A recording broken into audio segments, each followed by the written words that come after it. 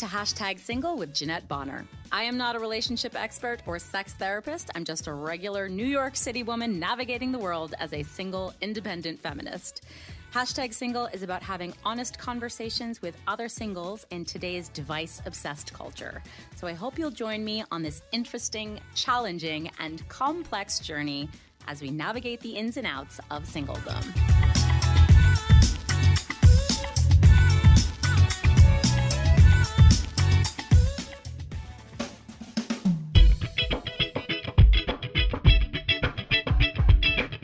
Hey guys, what's up? I'm Jeanette, your host. Thank you so much for joining us on this very special bonus episode of #single inauguration edition, which is 100% an event I think most of us feel just can't come any faster. I'm always excited to connect with other podcasters, especially if they're female, especially if their content is female forward and feminist leaning. So I cannot wait to introduce you to two badass ladies that I connected with recently. Sammy Cantor and Maddie Medved are co-hosts and co-producers of Girl and The Gov podcast, which they just launched this past September. The podcast strives to provide a platform for young women to engage with the evolving political sphere in an approachable, digestible, and accessible way. Sammy and Maddie, thank you so much for joining me on #single today. Thanks for having us. Yeah, we're super excited to be here. Yeah, I'm excited to have you guys. So if you're a longtime listener of #single, you'll know that every month we publish two types of episodes. One is a one-on-one conversation with a strong single female about her dating experiences, and the other is usually an interview with a guest expert in the relationship and dating space. So this episode is a bit of a break from that mold. Sammy and Maddie actually reached out to me and asked me if I'd be interested in doing a bit of a combo/collabo episode, which I'm always on board for. And honestly, with this month's inauguration on the horizon and all of the intense politics of this month and this past year, we thought it'd be really cool mashup to talk about the intersection of dating and politics. So we're going to cover a bit of both. I'm going to talk to Sammy and Maddie about their podcast and get their opinion about what's happening in the world and also how to incorporate those values into your dating life. But we are also going to dish on what's happening in their single lives. So I'm so excited. Let's get started. Sammy, Maddie, first of all, you guys are so great. I love your podcast. I love what it stands for, about educating people about politics in a fun, approachable way and leaning into the idea that it's cool to be informed about government. How did you guys get started? Like, what's your background? How did you meet? How did you come up with the idea to start this podcast? Yeah, I mean, first of all, thank you. We're so excited that you're as excited about the show as we are. Yeah.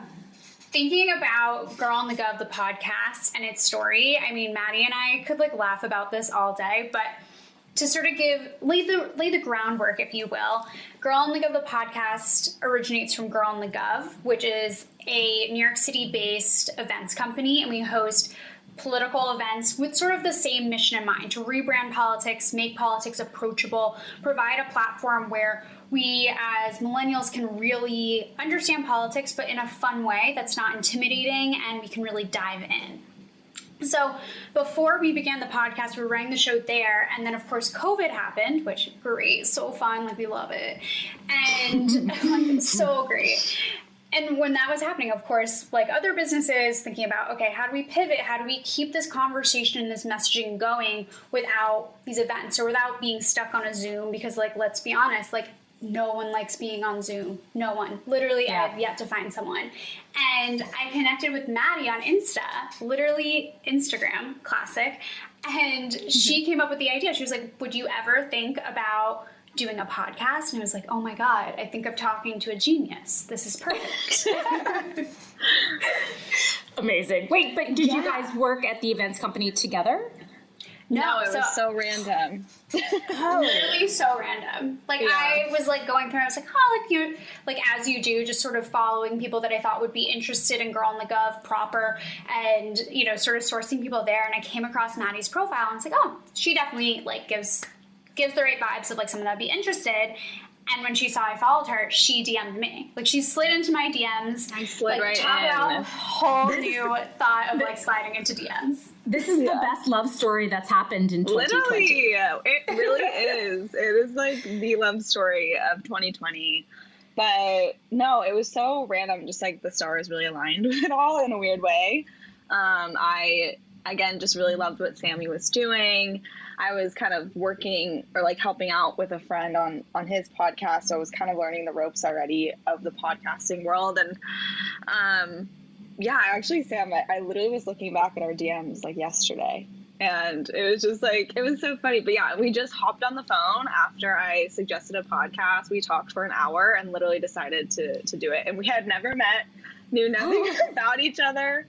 And just, I mean, it's definitely impulsive. It's definitely probably crazy to some, but it's worked out really well. And we work well together and we have similar visions for everything. So super exciting. You know, I have to say, I didn't do an exhaustive search, but most of the top recommended political podcasts that exist are either all male or a mixed male-female host/producing team.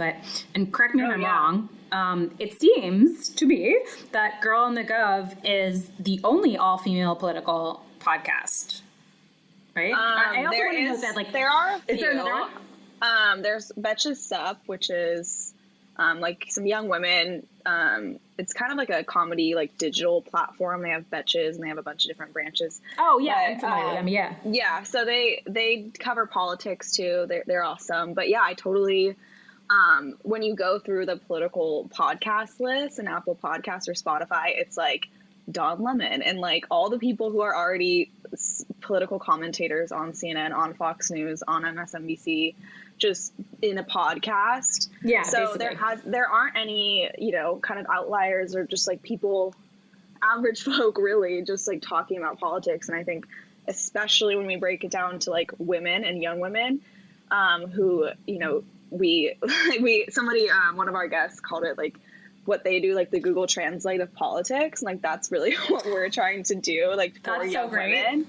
And yeah, like I have my parents sometimes be like, you guys say like so much and you talk like, I don't understand most of what you're saying. It's like, that's the point, is like a lot of people, yeah, exactly. A lot of people don't understand, you know, what CNN and like what those commentators are saying. So we're trying to really like break down what's going on in politics, literally just like in our own language, because there really is just like a generational gap in that sense. But also just, yeah, young women, you know, need to hear other women talking about politics. I mean, just like we need to see more women running for office so more people can get involved. It's like, it's just a domino effect. And so I think it's great that, you know, there's little women podcasts popping up talking about politics. I think there needs to be more of it. And, absolutely, you know, hopefully we're filling a gap of some sort.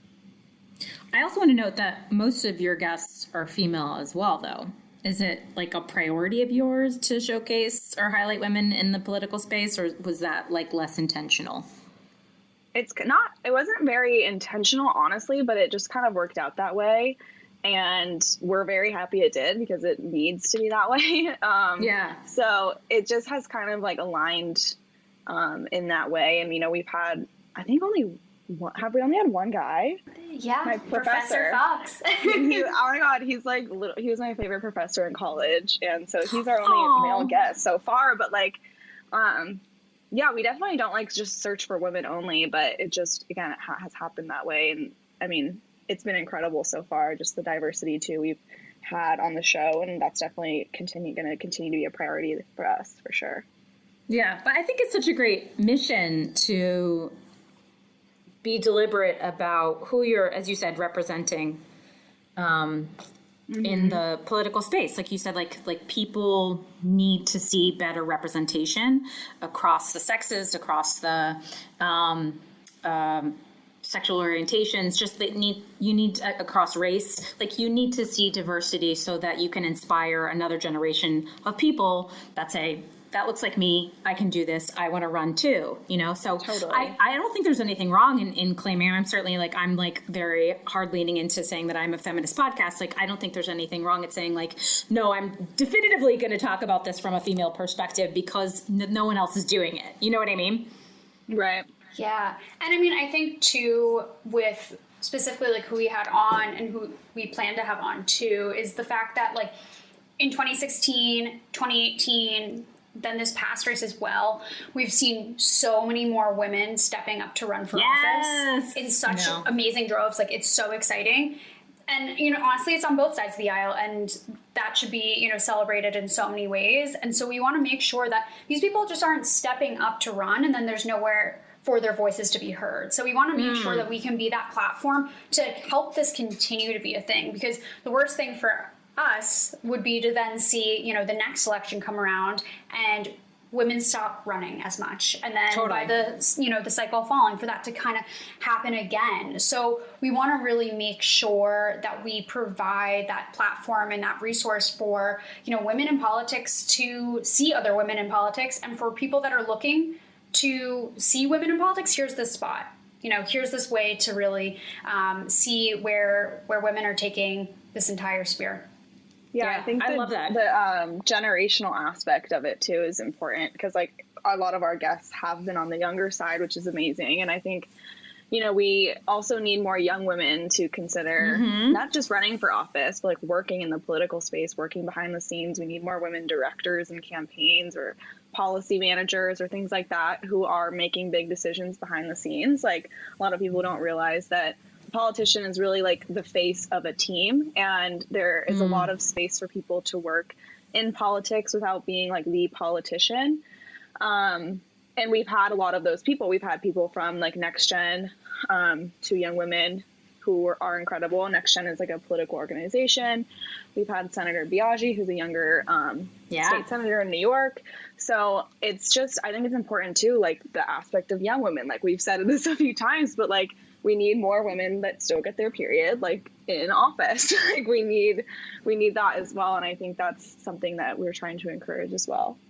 Totally. I mean, that's part of representation. I didn't mention it, but it should have been included. Like, there should be a diversity of ages as well. Like, why is everybody that runs for president like over 70 years old? Like, I think a lot of people realize we're like, okay, this is our choice, like two old men. Like, why is there no, you know, like the fact that people are excited to have somebody in their 40s in office, like, you know, well, I mean, like, the minimum you can be is 35, so that's not too far off. But aside from presidential elections, there should absolutely be people of different ages in that diverse spectrum, because that's what the world looks like. That's also something that like we need to continue to praise when we look at politicians, like people who are just like genuinely themselves and are like goofy and like maybe swear sometimes and like are just human beings. Like, we need to see more of that. So we've honestly had some really incredible guests come on who are elected officials who have really, I feel like, been themselves and been genuine. That's another big trend we're seeing. Like, we talked about like women running for office more, young people running for office more, like,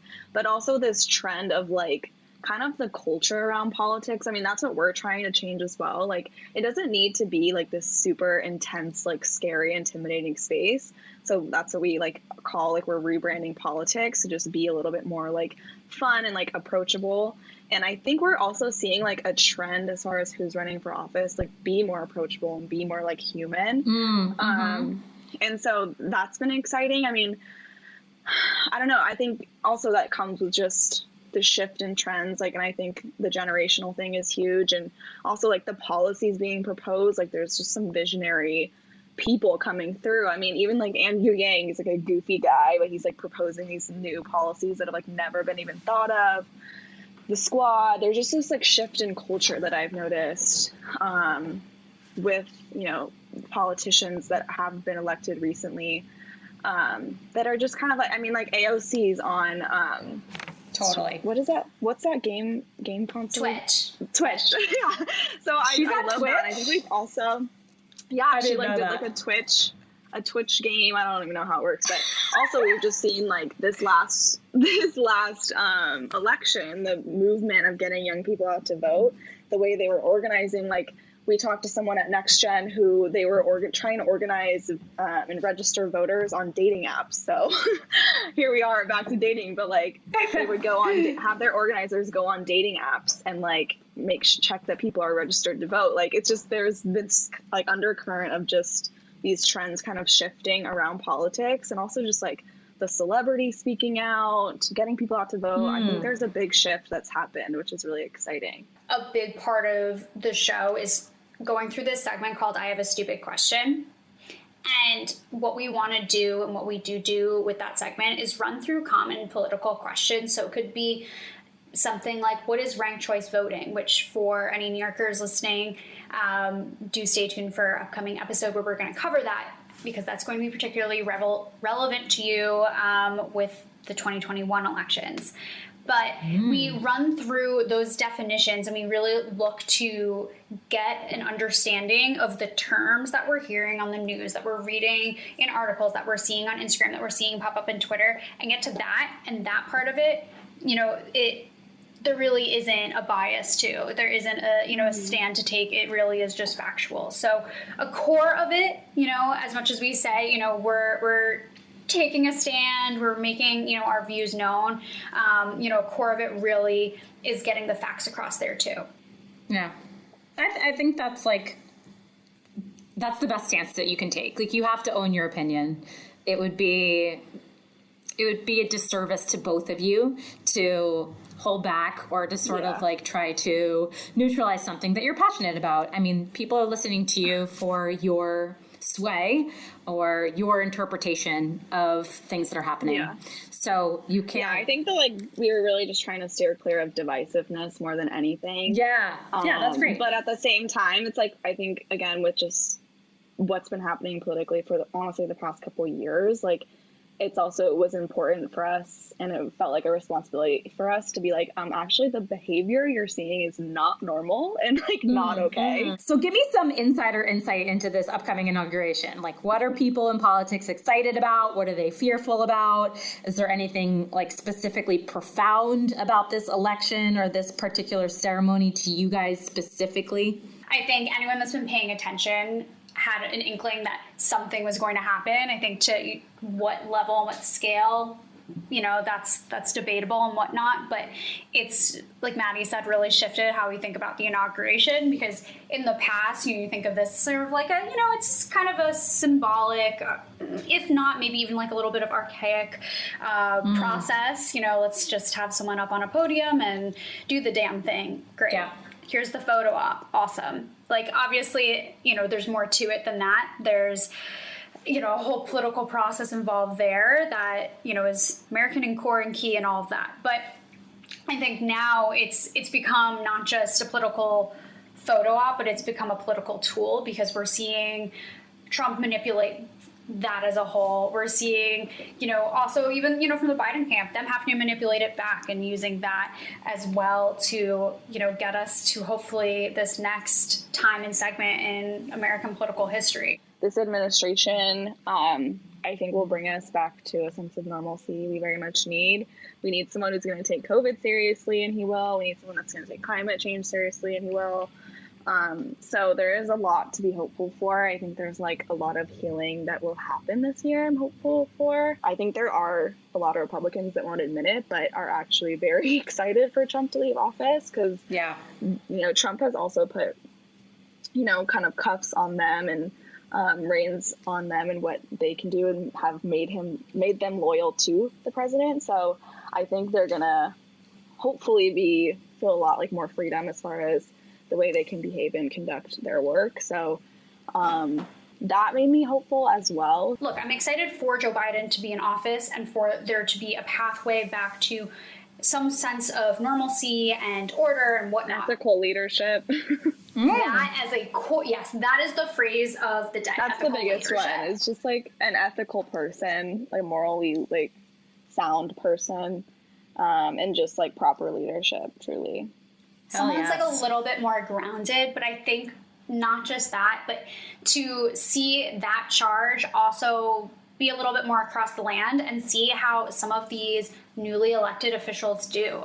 I mean, we've got so many great new people walking into office from, North Carolina to Missouri. So let's see how they do and sort of see what change comes from having control of the Senate and, looking for some hopeful solutions. Hear, hear. Yay. I wish I had a drink right now. I would totally air toast you. But well said. Well said. I'm snapping for you. Thank you. pivot and talk about the intersection of politics and dating. How's that sound? Amazing. Honestly, that might be scarier for me. That's a so scarier people always say there's 3 topics that you shouldn't talk about on a first date. You know what they are: religion, politics, and money. Sometimes people will add sex to that list too, but like, let's assume you're smart enough to not bring up the sex you've had with other people on a date. You guys are... From last we spoke, you're both still single and you're both dating right now, right? Correct. Guilty as charged. Yeah. Single as ever. Ain't no thing to be embarrassed about. You are in good company. Single. So, like, when do you guys bring up that you have a political podcast? Honestly, it comes up pretty seamlessly for me. Just generally in terms of work, I kind of like to get it out of the way. I know that sounds weird, but like for me, and this has always been true, like, do a nice poll with my friends, they will all come back saying like politics and political stances are like a core of like what Sammy like looks for in a guy. So like if we're not like gonna align politically, it's gonna be like a no for me dog situation. Right, so I'd rather know kind of out the gate where they stand and what their reaction is, and I can kind of like gauge like, okay, they're down with it or they're not down with it. And I will also say this, to the credit of all of the crazy boy, children, whatever that I've like dated, is that like none of them have reacted poorly. Okay. Oh, I have the opposite reaction. I was like, oh, impressed. Yeah, okay. No, I have like the same sentiment. Like, I get in this weird sticky place where I'm like, I mean, what's the first question you ask someone on a date? It's like, what do you do? And forever mine has been, I like work in politics. And so immediately that comes up. So, you know, I know that it's not always the best conversation. I've literally had like the first time meeting a guy just turn into like this spiral of like an intense political conversation, which is just like nightmare fuel. But like, I also, like Sam said, like, okay, that sucks. And if someone's gonna not like text me after that date because of the political conversation we had, like, I guess that's great because, you know, I want someone who is politically aligned with me at the end of the day. So yeah, it's like this weird situation where it's like you're not supposed to talk about it, but for me it's an important factor. So I guess like let's just get it out of the way, and if it doesn't match up, then we get to move on and not have to waste anyone's time. So yeah. Because it's also, like, down the line, if then you're, like, dating them and then they're like, oh, like, what do you think about this? And then that's what blows up the relationship. You're like, well, we could have, like, gotten this out of the way on date 1, not date 6. Right, exactly. Yeah. Like, but, I mean, it's obviously part of your key values of who you are. But I guess I was curious about, like, the timing of it. It seems to flow naturally if you say, like, well, this is what I do, but are you even... If you're obviously interested around the education of politics, of civics and government, that's obviously important to you both. Like, how do you screen from those things from the get-go? Like, when do you introduce them to people you match with? Do you have them on your dating profile? Yeah, I do. I have like my political preference on my dating profile. Okay. I just have like I actually have like podcasting as like my job thing. So I don't say like political podcasting, but they usually ask me right away and I'll tell them and they think it's cool. But I've just had, and this is kind of before the podcast, honestly, because I was like working on campaigns and stuff. So I, you know, had someone ask me, you know, what I do. I work on a campaign. I work for Tom Steyer, you know, break down all the issues that he supports. And then it just kind of spirals from there. Like, I've actually had one date who the guy was a Bernie supporter. And I was like, okay, great. Like, we have like a like liberal, like-minded woo. But he was like, I think he was a hardcore Bernie supporter, like a Bernie or bust kind of guy. Mm-hmm. And so I just think literally it didn't work out because of that, which is crazy. And then I kind of recently hung out with this guy where we started talking about politics because of my jobs. And then that one just turned because he was just not woke by any means. And I had to kind of like put him in his place on a few topips. Oh, men love that. I think that is definitely, yeah, men love that. So I think that maybe had him run for the hills. But yeah, I don't know. I don't know if I need to like screen for it beforehand or what I need to do, but I don't know. That's definitely a problem I face. It's hard.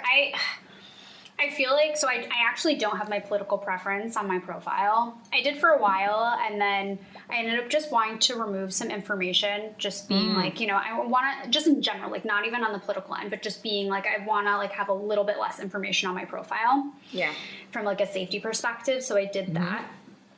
And I feel like maybe this is because I like grew up in a pretty Republican town, but I'm pretty good at screening, like knowing, like I can look at someone's profile and I can pretty much tell like who they voted for. Ooh. I don't know where I got this skill besides the Republican like childhood, but like I just have a vibe, and every once in a while I'm wrong, and I was wrong once. I will fully admit that one time I was wrong in the universe. And I dated for like a month by accident a Trump supporter. I confess. I did. I absolutely did. By accident, yeah. I was like, but see, this is why I was like, and I totally, but this is also the New York assumption too, is like, you assume people are more liberal, but not everyone is. Yes, I've gotten caught in that trap, and I'm not kidding you. Like, when I found out, I like audibly gasped, like sucked in air. I was literally like, like grabbed the pearls. Like, I was so... Mostly because I think I had that moment of like, it was a reflection on me. Like, how could I possibly have been attracted to someone whose values were so not in line with my own? And I was more like horrified that I had, I don't know, like found him attractive and drank the Kool-Aid a little bit. Like, I think it was more a shock to my own system than really learning that person supported Trump. But I've totally been there. Like, I was seeing this guy over the summer, and he was Colombian, and I later found out he was a Trump supporter, not because I like just straight up asked him, just little things would be exposed. And then I finally was like, hold on, I need to know something. Are you a Trump supporter? And he wouldn't own up to it. He was like, what if I am? What's the problem? And I was like, just be honest. I need transparency. And he said yes. And then I got angry. I was like, but you're like a brown skinned person, and you come from a marginalized country, and you know, how can you, you know, all the things that you're like, wait, this is infuriating. How can you see him as being supportive of you and your culture? Like, then it gets to be problematic, because you're like, I doubt your intelligence, which is a fucked up thing to say, but it's real. You know what I mean? Yeah, and I think just these topics in general are very close to home, close to heart for people. Like, it's so crazy, because it's like politics really, at the end of the day, like it comes down to the values of who you are as a person. And so when you challenge someone on their politics, like you're kind of challenging them and their character and like who they are. And so it's tricky. How did 2020 go for you both in general, like in terms of online dating? Like awful. Like literally, there it is. Just nothingness. Nothingness. Okay. But there's just so many unknowns that like it makes an already complicated process even more complex, because people don't even know where they stand, let alone like where anyone else stands. So like, how does that ever create like a good foundation for a relationship? It's like kind of an issue, dare I say. Yeah, like really well said. Like, that's exactly it. There's just so many unknowns. Like, not only do you not know what's going on with other people realistically, like you just don't know what's going on with yourself, which is pretty wild. Yeah. I'm really not a good dater in general, so like throw a global pandemic on that. Like, I like literally don't have. Wait, why are you not a good dater? I have a hard time like making the leap to like literally even go on a first date with somebody. I think my ideal like dating situation would be like getting to know somebody like in a social setting, become like friends first, like in a friend group, and then if there's an attraction there, we move forward. But I'm like an innately shy person, so like the idea of meeting a stranger out and just like having a random conversation like kind of scares me. And so I rarely go on first dates, but I'm like on dating apps and like I guess try and attempt, but I don't know. I've definitely ditched all this to Sam, and like Sam's the opposite of me. Like, she's like a good dater, and I'm just not with it. I'm good at like getting to like date 10, and then somehow it always falls apart. So if you want advice on date 1 through 10, I'm great. Once it gets to date 10, it's like the curse. But I honestly like, I love a good date. I mean, I feel like it's also just like a good way to like try new places. Like I'm very much like, oh, like let's try this place for drinks. Let's try that place like food. So like I feel like, and two, like maybe this isn't such a good thing, but I've been on so many dates at this point that, oh my God, any boy that like wants to go on a date with me that's listening to this, like earmuffs. But like I could pretty much like record myself like date 1 through 3 and just like hit play and walk away. Like you know what I mean? Like I can go through the motions so not even robotically, like it's like a performance. Like I know exactly what to do to get from date 1 to date 2 to date 3, like whatever. It's just, and so like I find that fun, which is great. But then like date 10 comes around and just RIP. I'm so impressed I have that after date 3, which I find most people there's a severe drop off after date 3. So I'm like impressed that you made it to date 10. How long is date 10? Is that like 2 months? Yeah, it's usually like 2-ish months. And I feel like that's like the spot, like where it's the sweet spot of like, okay, are we going to keep doing this or are we not going to keep doing this? Because if you go on more dates than that, I mean, honestly, like there are like a few pivot points. Like if you have, I feel like at date 4, like even date 3 sometimes, where one person is way more into it than the other, like you got to figure out what you're doing and you have to like either work on it and decide to keep going on dates or you have to like end it. And like date 10 is like another one of those essentially like benchmarks in my head of like, okay, we're either going to try and figure this out and keep dating or we got to end it because then we're getting into like kind of like touch and go territory of this is a text ship or like a hookup ship or whatever. It's like not a relationship. A situationship. Yes, exactly. That's the buzzword of the year. Yeah, there's scientific data about like a drop off between like after 2.5 months where people go, wait, I was just having fun. I didn't really actually want to be in a relationship, and just sort of like pulling out from there. Yeah, that makes sense. But yeah, I think like I talk about this often on the podcast. I think that in modern society, we all have a problem with committing. It's fun to play on these dating apps, to like dabble and to meet new people and to go to new restaurants or to talk to someone when you're lonely and it's Friday night. But it's also a challenge because people are not taking this seriously, because every time that you get to an icky, sticky part, there's thousands of more women that you could start over with, or the other way around. There's thousands of more men to start over with. So there's a sense of like, why should I stick with this one person who I'm not 100% sure is great when there's so many other choices in the sea?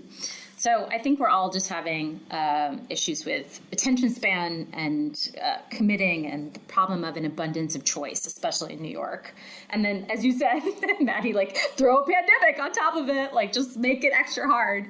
It hasn't been easy for any of us.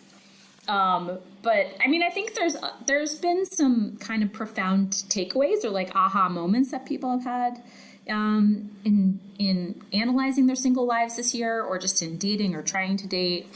I was just curious if you guys, if anything came up for you.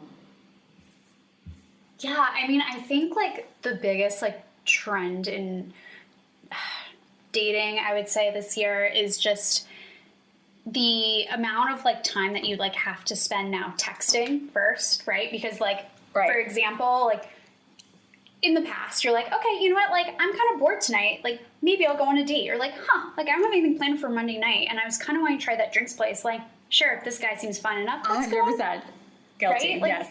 So it's like that's like fine in a normal circumstance, but is that like, if you're not really sure about that person, do you really want to like risk getting COVID to go on that like maybe questionable date? Like, so I think it's made us more picky because you're less likely to be like, you know what, I'm not really sure they're my type, but let me give it a shot. It's like you want to kind of have an idea before you go into it that like, hey, like this has some legs to it. But that's also so hard because like I've had this a million times where someone is a great texter. They're like witty banter AF. They're killing it. You're like, ooh, this person's definitely like a total catch. And then you meet them in person and they are like dry as ice, like literally so dry. And like side discovery there, they've really found that it's like usually because they can like they have time to think about what they're going to say behind a screen. That's exactly it. Yeah. I definitely feel like I'm going to be doing, like, I'm into the FaceTime screening process. Like, I feel like every day going forward, no, you're not going to get me to get out of my apartment and put real shoes on. Like, we're going to have a FaceTime screening process going forward. I'm like a big fan.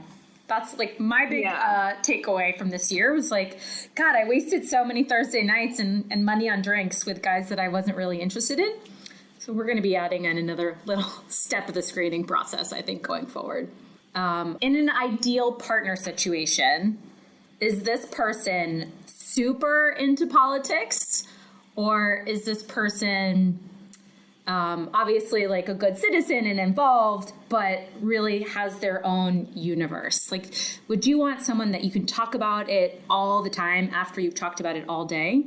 Or do you want someone who is not in your universe? If they really, they do the same career, they work in the same field, the conversation is just going to go in circles at a certain point, and that's not very exciting, and you don't have new perspective. So True. I always want in my relationships to provide a new perspective, and for whoever I'm dating to also provide that new perspective, and to have like kind of a continuous collaborative conversation and sort of outlook on life. And I think that is really the platform for success there. Obviously, I haven't achieved that yet, so I'll let you know if my theory here ever pans out. But that's really my approach. But granted, that said, if someone were involved in politics and they're awesome, like I'm not going to say no. Yeah. What about you, Maddie?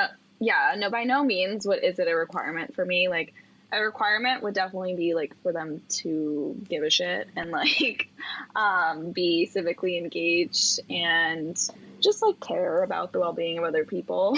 So that's definitely a requirement for me. But I don't know, like I've worked like in my work, like in the friends I've made through like working in the political space, it is really nice to like be around people who are like-minded as you, because I feel like I've just grown up with people who don't know much about politics. Like my friends I have now don't really know what's going on. So it is nice to like have someone around that is well versed on what's going on and like you don't have to like explain everything to all the time.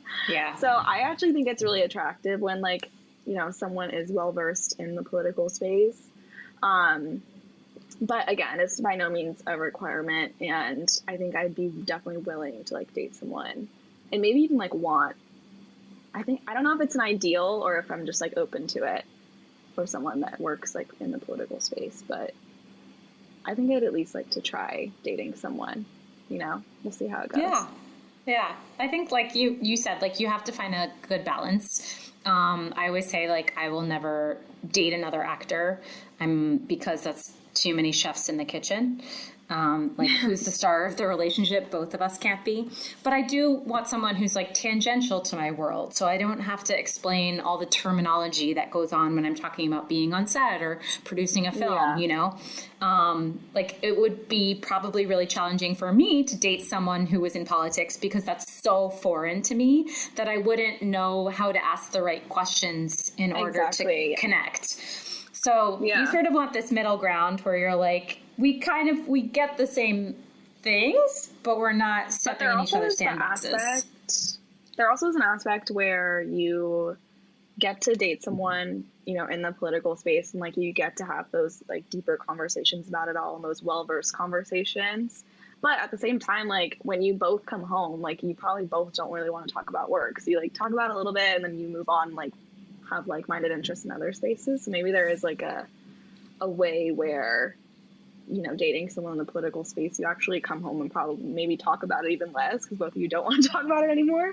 There's a chance of that. But I think it's also just figuring out how that dynamic works in like a specific partnership and like what works for both of you, because there's probably some people who want to talk about it 24/7. There's probably someone who wants to work in it but not like have it consume their life. That's kind of how I am. Like I know I want to work in it, but it's not all of me. So I think it's also just like who in that space you date. Yeah. Well, I'm looking forward to having you guys figure it out and letting me know how it goes. No pressure. No pressure. Last question for you guys. What's the future of Girl and the Gov? Like, what's your dream for the podcast? Where do you want it to go? We want there to be so many different channels and a channel for everyone to be able to understand politics and for it to be approachable. So while right now, the events is one arm and the podcast is another, there will be more to come. And, we're working on all of those different details, and we're excited to, continue to release different ways in which people can get involved. So I think, this next year, Maddie and I both discussed, it's going to be a big year for Girl and The Gov. It's going to be a big year for, the podcast. And I think we will see where that goes, and we will, see what's to come, in the following years. But all we know is it's going to be good stuff. So everyone, definitely stay tuned. Yes!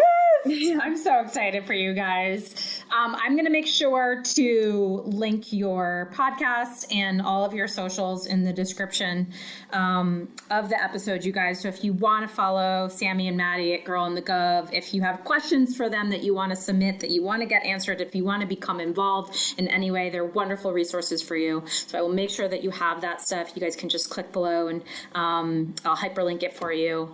Any last thoughts, ladies, before we end this phenomenal episode, if I do say so myself? Yeah, thank you so much for having us. It's been so fun. We will keep you updated on what's to come, and of course, all of our crazy dating tales. I feel like Maddie is definitely beat mine out by far in terms of some of the crazy political reactions, but I can only imagine what this next year, I said, 8 days in, what this next year is going to bring to us in terms of dating. So I guess yes. Good luck to us all. We've got this. Got to stick together. I have one more thing. Yeah. Just make sure everyone stay engaged with what's going on in politics. It affects everyone's lives. It affects every corner of your life. And even though Trump is about to leave, we can't take our foot off the gas. So stay engaged. That's right. Thank you guys for being an inspiration to young women and all women throughout the country to use your voices for a better world. I'm so grateful that we connected, and I'm so excited for your dating lives to blossom in 2021. And you better keep me posted. I'm going to be your single accountability buddy. But because we need strong women to be in strong relationships. So thank you for everything you do. And I'm so excited to have you as my guests on this extra special bonus episode of #single.